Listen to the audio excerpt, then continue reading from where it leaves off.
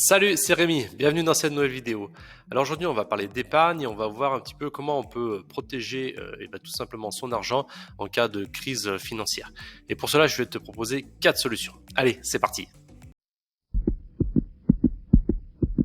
Comme toujours, je ne suis pas un conseiller financier, je fais mes recherches, je teste différentes choses et je te partage de l'information et ensuite tu en fais vraiment ce que tu veux. Alors on pense toujours que notre argent est en sécurité dans notre banque, sur notre compte bancaire, mais est-ce que c'est vraiment le cas? Si demain il y a une très grosse crise financière qui arrive, si ta banque par exemple fait faillite, qu'est-ce qui devient de ton argent? Est-ce que tu vas pouvoir le récupérer? C'est la bonne question qu'on va se poser aujourd'hui.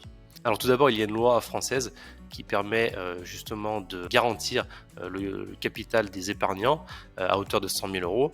Donc la question qu'on peut se poser, c'est est-ce que l'État va pouvoir rembourser tous les épargnants? Moi, sincèrement, j'émets quelques doutes et je vais te donner également quelques chiffres. Si on regarde le dépôt de garantie, donc le montant que a gardé l'État pour rembourser tous les épargnants, le montant est un peu plus de 5 milliards d'euros. Maintenant, si on compare ça avec l'ensemble des comptes courants et l'ensemble de l'épargne des Français, on se rend compte qu'on est très loin de la vérité parce que l'ensemble des Français épargnent un peu plus de 500 milliards d'euros. Donc d'après ces chiffres, on se rend compte que l'État sera certainement en difficulté pour essayer de rembourser tous les épargnants qui souhaitent récupérer leur argent. Donc évidemment, si tu es sur cette chaîne, c'est pour essayer de contrôler et de maîtriser ton argent toi-même.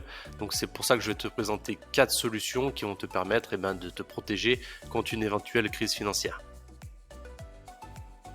Alors la première solution que je te propose, évidemment, c'est d'acheter des métaux précieux et notamment de l'or. On sait que l'or est une valeur refuge depuis des centaines d'années. On ne gagne pas forcément de l'argent en investissant dans l'or, mais c'est un moyen de se protéger parce qu'on sait qu'historiquement, à chaque fois qu'il y a une crise, justement, les investisseurs se tournent vers l'or pour protéger leur épargne et par conséquent, ça fait augmenter les cours.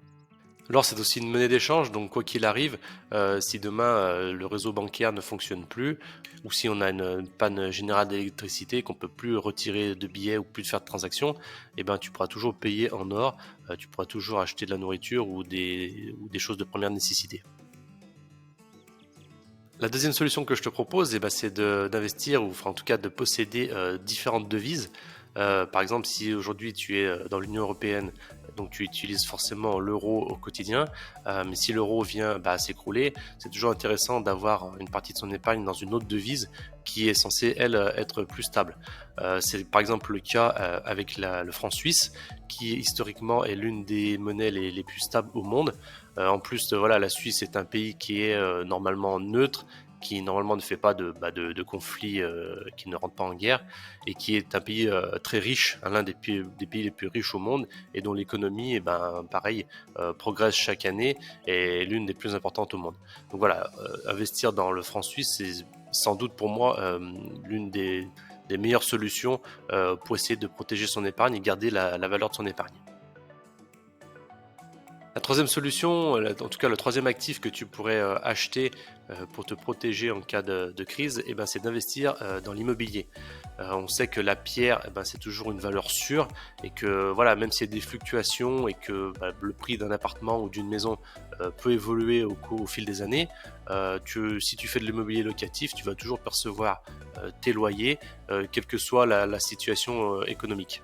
L'immobilier reste un actif risqué, il faut s'y connaître un minimum, il faut essayer de faire les choses correctement et d'investir de la meilleure façon qu'il soit, mais dans tous les cas, ça reste une très bonne solution pour protéger son épargne sur le long terme. Si tu regardes bien, toutes les plus grandes fortunes ont de l'immobilier, et c'est pas pour rien, c'est parce qu'elles se sécurisent justement en investissant dans ce type d'actifs sur le long terme.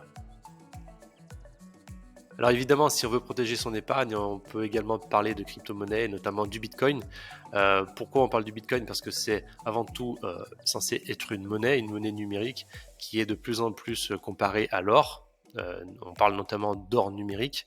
Tout laisse penser que justement que le Bitcoin devienne une valeur refuge dans les prochaines années et que de nombreux investisseurs se tournent vers cette monnaie virtuelle justement pour protéger son argent. Alors pourquoi c'est intéressant d'avoir une partie de son épargne en Bitcoin? Eh bien tout simplement parce que le Bitcoin c'est une monnaie virtuelle qui est censée être décentralisée, c'est-à-dire que personne ne peut la contrôler et la maîtriser, personne ne peut t'empêcher de faire une transaction.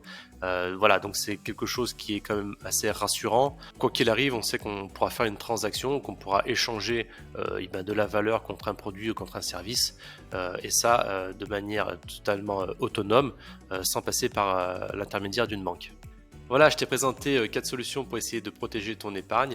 L'idée générale, c'est toujours la même, c'est essayer de se diversifier, de ne pas mettre tout son argent sur un seul et même actif, et en tout cas essayer de ne pas garder que des euros sur son compte en banque, parce que voilà, vu les temps qui courent, entre la crise sanitaire, entre la guerre en Ukraine, entre l'inflation et toutes les autres choses qui peuvent encore arriver dans les futurs mois, je pense que notre argent n'est pas forcément en sécurité sur nos différents comptes courants. Je te remercie d'avoir regardé cette vidéo jusqu'au bout. Si ça t'a plu, je te laisse mettre un pouce et t'abonner à cette chaîne si ce n'est pas déjà fait. Si tu veux plus de contenu, j'ai créé pour toi une newsletter où je te partage un petit peu toutes mes connaissances et toutes mes stratégies que j'utilise pour t'aider à investir sereinement. Si tu veux t'inscrire, tu trouveras le lien juste en dessous de cette vidéo. Sur ce, je te dis à très vite, prends soin de toi, prends soin de ton argent. Ciao!